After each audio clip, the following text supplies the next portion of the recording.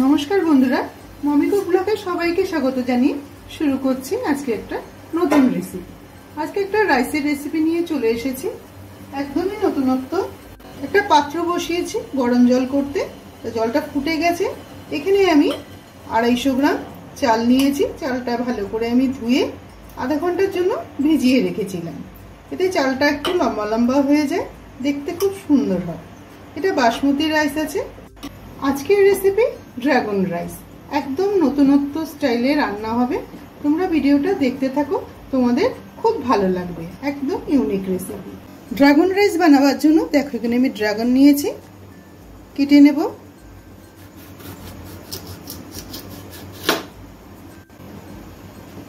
খুব সহজেই কাটা হয়ে যায়, খুবই সফট ভেতরটা, খেতেও এত ভালো লাগে আর এটা খাওয়া খুব উপকারী।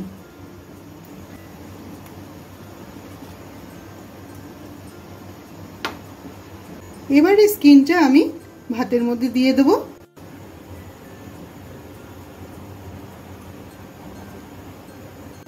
দেখো কালারটা চেঞ্জ হতে শুরু করেছে। এবার আমি এটা ছোট ছোট করে কেটে নেব।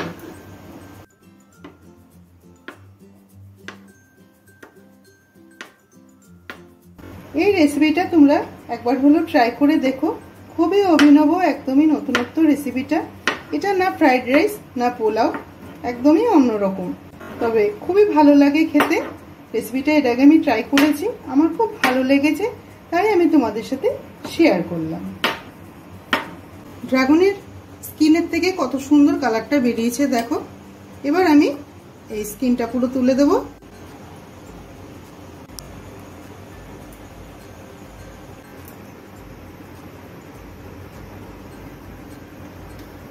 ভাতটা একটু শক্ত থাকতে আমি নামিয়ে নেব। মাঠটা ফেলে দিয়েছি, দেখো রাইসটা কালারটা কত সুন্দর এসছে। একটা কড়াই বসিয়ে দিলে কড়াইতে দিয়ে দেব সাদা তেল। তেলটা গরম হয়ে গেলে দিয়ে দেব এর মধ্যে 4 কোয়া রসুনকে আমি কুচিয়ে কেটে নিয়েছি। দিয়ে দেব আদা কুচি, একটা পেঁয়াজ ঝিরি করে কেটে নিয়েছি। পেঁয়াজ আদা রসুনের কাঁচা গন্ধটা চলে যাওয়া অবধি আমি 2 মিনিট সতে করে নিলাম। এবার এর মধ্যে দিয়ে দেব গাজর।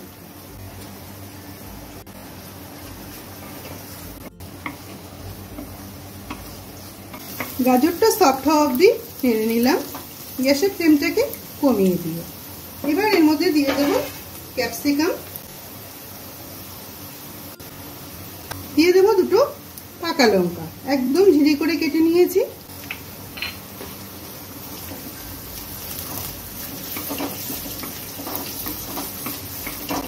গাজর ও ক্যাপসিকাম দুটোই সফট হওয়া অবধি আমি নেড়ে নিলাম। এবার এর মধ্যে দিয়ে দেব চিলি ফ্লেক্স, দিয়ে দেব 1/2 চামচ কাশ্মীরি লাল লঙ্কার গুঁড়ো, দিয়ে দেব অল্প করে গরম মশলার গুঁড়ো।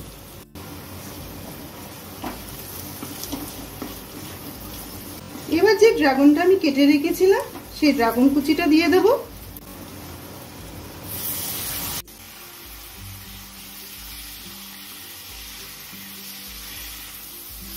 একদমই অভিনব রেসিপিটা বন্ধুরা, তোমরা বাড়িতে অবশ্যই একবার ট্রাই করে দেখো, খুব ভালো লাগে খেতে। ড্রাগন এমনিতেই খুব সফট, বেশি নাড়াচাড়া করার দরকার নেই। এবার আমি রাইসটা দিয়ে দেবো এর মধ্যে।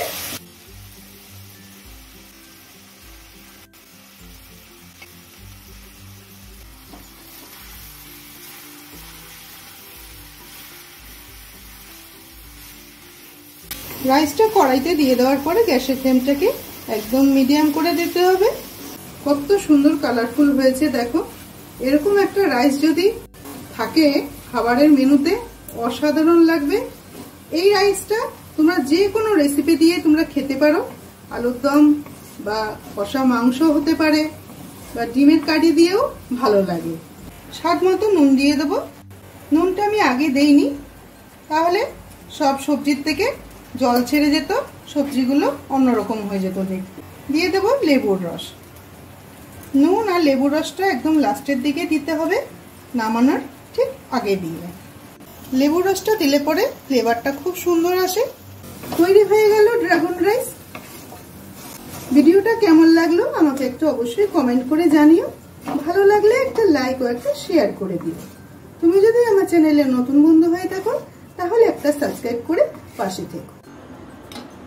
দেখলে কত সুন্দর তৈরি হয়ে যায় ড্রাগন রাইস। না ঘি না কাজু কিশমিশ কিছুই লাগে না, শুধু ড্রাগনটা লাগবে আর ক্যাপসিকাম গাজর এগুলো সবার ঘরেই থাকে।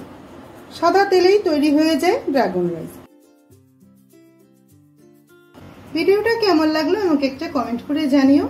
কিছুটা ড্রাগন কেটে ও লঙ্কার ফুল বানিয়ে আমি গার্নিশ করে দিলাম। ভিডিওটা কেমন লাগলো অবশ্যই আমাকে জানিও। ভালো লাগলে একটা লাইক করে দিও।